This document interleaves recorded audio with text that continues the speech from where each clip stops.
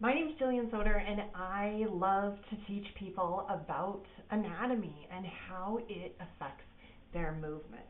So today I want to tell you about a really cool system called the vestibular system. The crazy thing about the vestibular system is that it is about this big and it lives within your inner ear.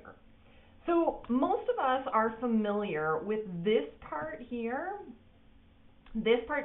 of the vestibular system. So we have the outer ear here, which we're really familiar with, and then we've got the ear canal coming in, and we have the vestibular system deep within the ear, okay? So right here you can see that eardrum, and then we've got the bones here, and then we've got the vestibular system beyond that. There are two parts to this system.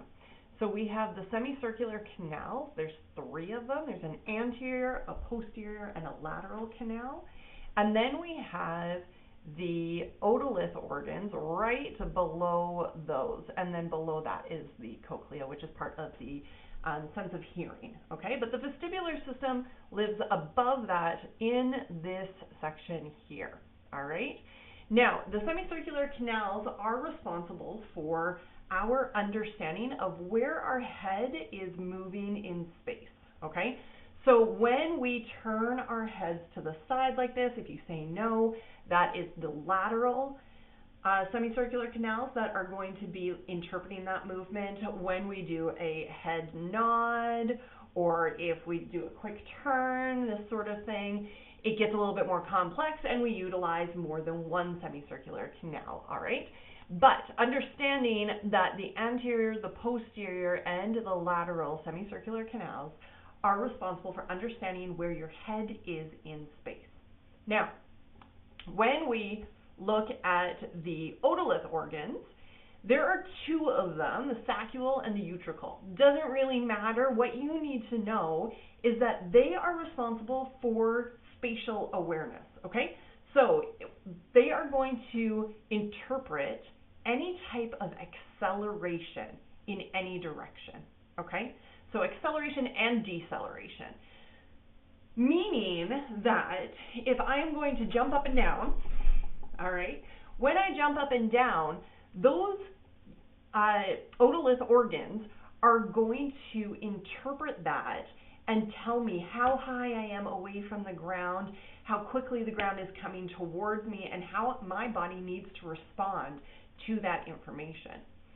Beyond that, the otolith organs are also going to interpret acceleration and deceleration in horizontal plane as well. So we have a vertical plane and we also have a horizontal plane of this information, all right?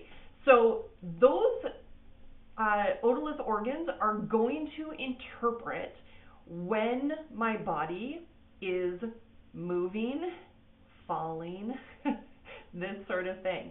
And it's going to give my brain that information. It's going to say, listen, the floor is coming really fast at us and we need to respond. And my body is going to get information from the brain to refine my movements to hopefully stop that impending impact with the ground, okay? So it's really, really fascinating how this tiny little structure, about 1 inch in measurement, is giving the body, or rather the brain, and therefore the body, all of this information about where we are in space. Now, our spatial awareness also needs to include things like proprioception and the visual cortex.